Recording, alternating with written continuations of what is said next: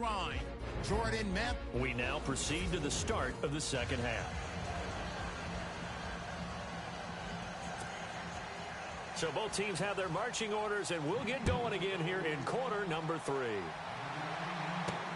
This is fielded at the goal line. And his guys are going to start their drive right at the 20-yard line. Here comes the Broncos offensive unit here as they'll have it first to begin this third quarter. They're close game, but they're going to need to do a little bit better probably here in half 2, no? I would agree with that totally. I would guess it in the locker room. They talked about cleaning up some of the errors, but overall I think they wanted to be positive with them. Guys, we're right there. Just not playing as well as we need to. Let's pick it up, and we still have a chance to win this game. Yeah, they do. We'll see if they can pick it up. Simeon on first down. On the right side, caught by Green. And he's going to get this one across the 30-yard line. A Bronco first down there, 12 yards on the play. 5th catch of the game for him there. Yeah, and the tight end position is now becoming a volume pass catcher. Used to be occasional, right, safety valve. Throw one to him every so often, but mainly they want him out there to block. Nowadays, an integral part of the passing game, and they create such great mismatches that they often become the leading receiver. Give him 5 on the carry there, and it'll be second down. Sometimes with the running game, you've just got to stick with it. Look, it's the third quarter, no time to panic. But that also doesn't mean you just do it the same way you've been doing it the entire ball game. Maybe change up some blocking assignments or run a few different plays, but stay with the overall essence of the running game. Second down following the run.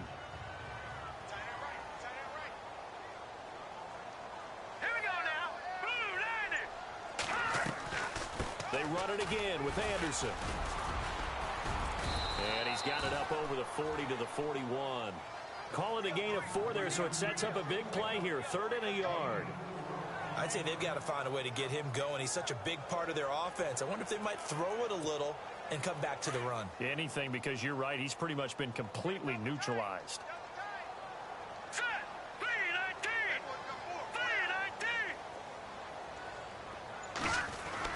Simeon wants to throw on 3rd and 1. Got him in. He finds Sanders. It'll be a pickup of 16 and a Bronco first down. And this hasn't been the typical game, no doubt, for Emmanuel Sanders. They've really limited him. He's one of those players that provides a real spark when he gets going. And when he does it, it's felt by the rest of the team. And they're feeling it in this one because right now they're trailing. Simeon. And caught right side, Green. And a big collision there as he winds up flat on his back at the 36. How about the timing on that one? Boy, they were in sync, weren't they? 3-step drop, balls out of his hands, right to the tight end. Nice completion, just like they do it in practice.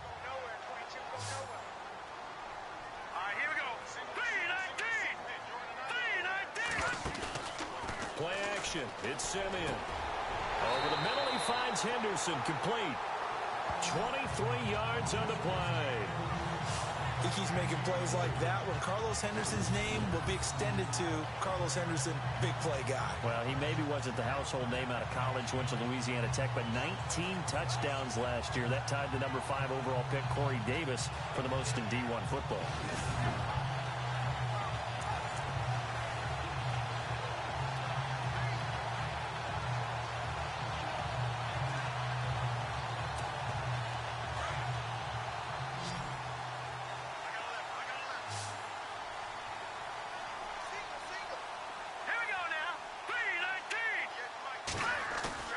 They go play action here on first down. And this is caught for a Bronco touchdown. Virgil Green, a beast in the red zone with his 2nd touchdown of the game. And the Broncos are in for 6. I know we often laugh, and sometimes we even exalt the guys who are great trash talkers and give us some really funny lines. But the bottom line is absolute production on the field. His 2nd touchdown of the game, and they lead. And now they'll be looking to their defense to preserve that lead.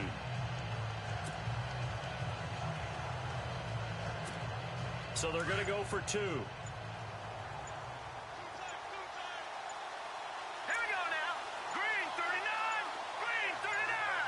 Just beating the play clock. Simeon. That's caught at 2. And he will get into the end zone to extend the lead by 2 more.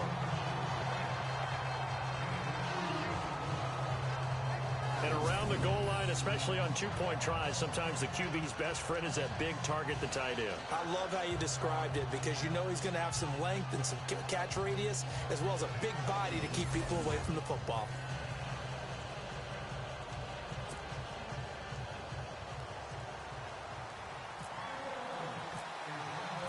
Now McManus on to kick this one off.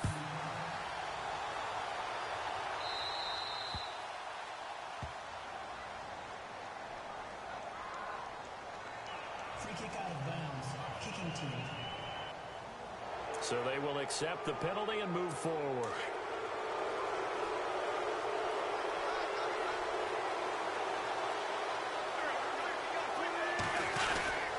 Wentz going to give this one to Blunt. And some room to work.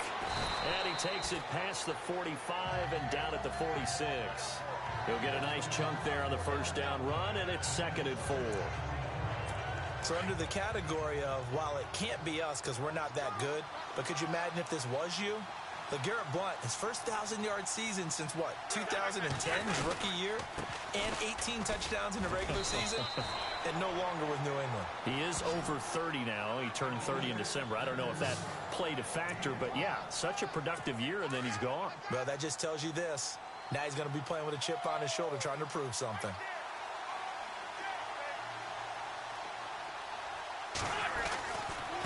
And they'll go Wentz to Blunt here. And that play goes nowhere. Taken down, losing yardage at the 50, right at midfield. It'll be a loss of a yard, and it'll be 2nd and 11. So statistically, both of these offenses have a rough time getting a running game going. But, boy, what a nice play there defensively. Tackling him behind the line, but you're right. You look at the numbers. Neither side looks on track in the ground game. Alshon Jeffrey, the intended receiver. And now it's 3rd down. I know our vantage point might be a little bit better way up here, but that looked like an ill-advised throw to me. I didn't see anything open, and this play just didn't look right from the beginning. It did not. I thought he might get outside and just chuck it away. Dangerous pass, incomplete. And he's able to take it across midfield before going out of bounds. It'll be a 3-yard gain, and that'll bring up 4th down. And at his size, he's a smaller back. You can get him to football. He can kind of get lost, make someone miss. It's good for him. Yeah, it's great for him. I like what you said there. Sometimes he gets lost in the traffic a little bit, but get him out in the open field into some space. That plays to his strengths the best and keeps him out of it where all the big boys are, you know, make him make someone miss in the open field.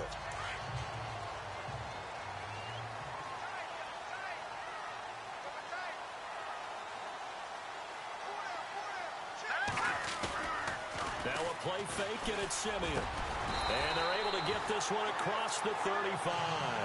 That one good for 13 and a Denver first down. There are so many things to watch for when you play defense.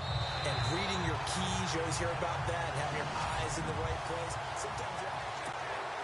Welcome back now to Denver. It's Bronco football, and they also have the lead here as we get set for the 4th.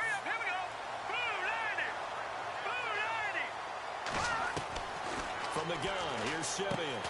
Throw right side, going to be taken in by Henderson.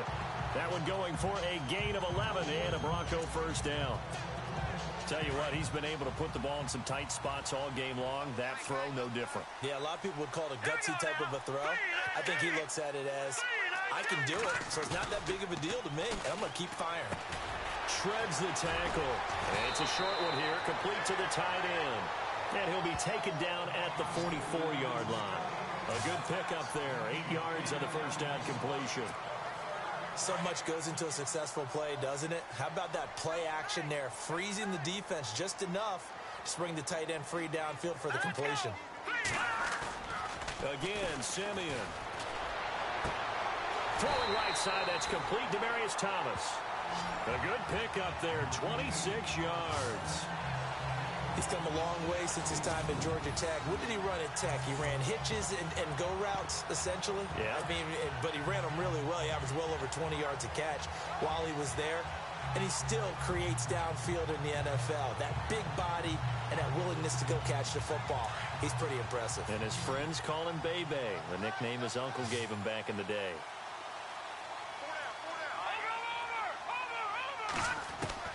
From the red zone now, Simeon. And he's got his favorite target yet again. It's complete. And he'll be taken down at the 2-yard line. Another nice gain, 16 yards there and a first down again. These guys are running offense like you drive. The pedal is down, stomped down. How about that? Back-to-back completions. They are rolling. So much for being conservative and running that football. 2 big plays in succession. Not sure this D knows what hit him, but now they got to get ready. It's first and goal. Now a play fake here on first down. And he is going to go down. Back at the 11-yard line. Bo Allen breaking through to get him for a loss of 7. Well, if you're going to throw the ball on first and goal from the 2, the worst thing that should result is an incompletion for you offensively. But Brandon, this is a different type of football. Back in my day, first and goal from the 2, a lot of big people with big neck rolls. They were on the field trying to ram it into the end zone. Give him right around 4 on the carry. We'll see if they want to keep pounding here on 3rd and goal. Every yard they gain, getting them better and better field position, and obviously a field goal makes this a 2-score contest. That's really all they need. And that means for your play caller, he's not looking to the attack portion of his sheet, right? He's looking for, okay, what do we have that's going to keep us in a good spot? No lost yardage plays. Let's kick a field goal and go up 2 scores. If we score a touchdown, great, but that's not what you're really playing for. They may be snapping the ball near the goal line, but all you're thinking defensively, keep them out of the end zone. Force the incompletion, force them into going for 3, and not giving up 6. So from nothing less there than chip shot distance, a tough miss from the right hash mark. Well, this is just a wobbler. I mean, he knows he's got to get it going left, but that was right all the way. Wentz now on first down. And he maybe makes it back to the line of scrimmage. That's it. No gain on the play there. It'll be 2nd down. They don't need to run another play here before the 2-minute warning. Let's see if they do it anyway. Time for a break. We'll come back for the electrifying conclusion after this. So it's Eagle football here as we get you reset. And let's see what they've come up with offensively after having time to talk it over. Now flags come in here. Looked like one of the Eagles might have moved. False start, offense. The crowd's not doing that O-line any favors. Home field advantage is really kicking in, making it very difficult for them to hear the snap count.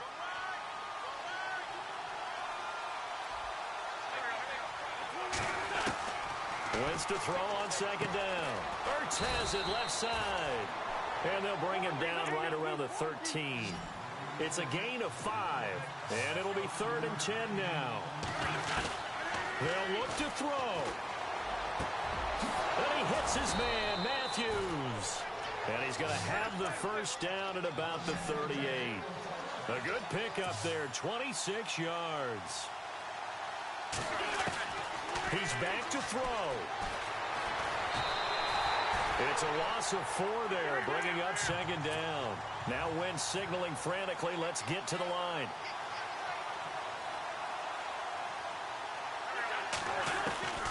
He'll look to throw. And he finds his tight end. It's Ertz. And before they can run this 3rd down play, we're going to get a timeout, as they'll talk it over here before what will be an important 3rd down. Back to throw. And incomplete on the deep ball. It's another big shot dodge there defensively. Now just one more incompletion away from salting away this victory. And I know this feeling. They're almost giddy, but they have to stay focused and locked in. They can make one big mistake and throw it all away. And Jeffrey's got it. And he's going to get this all the way down inside the 35. Give him 27 yards that time. And it'll be a Philadelphia first down. Back to throw. The swing pass caught. Touchdown, Philadelphia. Torrey Smith in the final minute. And the Eagles, if they hit the PAT, they will be in the lead. Now they can boot it through on the always important extra point, and then their defense has to hold up their end of the bargain. And there's something that you've pointed out in numerous games that we've worked. Okay, the excitement's going on. Everyone's celebrating over there. Who's calling up the defense to make sure they're focused, because they still have some work to do? This is fielded at the goal line. And now running right through it. And he'll get it up to about the 26-yard line, just across the 25. Now the Broncos are going to call the first of their timeouts, as they'll stop it with just over 40 seconds to go in the game.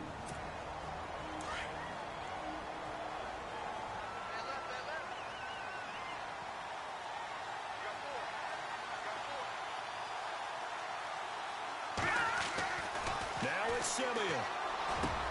And it's caught over the middle by the tight end Green. And they're going to get this one all the way out across the 45. Now the Broncos going to use the second of their timeouts, as the clock will stop with 35 seconds left to go.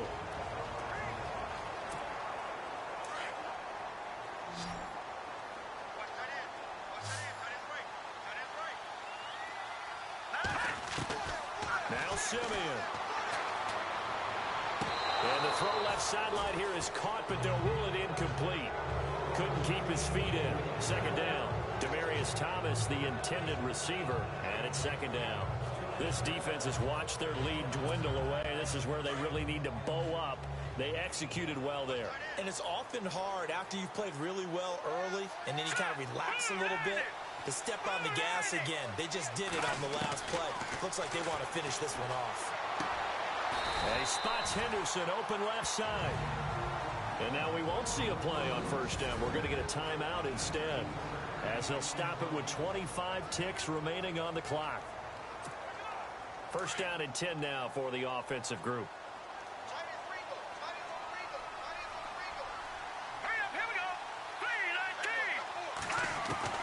Simeon now to throw. And he can't hang on to it. That would have sealed it. Instead, second down. Nearly an interception. If that one's picked off, it's over. So a new lease on life, so to speak. A lot of times when you're in coverage, you're so focused on the man and the coverage that sometimes the ball, if it arrives, it surprises you. That may have happened to him in that situation. Now let's go. Green 39. Green 39. Simeon. Left side here to Sanders. And down he goes, taking it inside the 10 to the 7. A very solid gain of 27. Now they've got to signal that field goal unit, and they have to sprint out there in a hurry. And this is always difficult on the snapper because his heart rate is way up there. He's got to calm himself enough to make an accurate snap. And this is incomplete. So no miracles here on the final play. And this ball game is over. So a very interesting final chapter to this proverbial book here in this one, because they were in field goal range, could have won it with a field goal, elect to go for the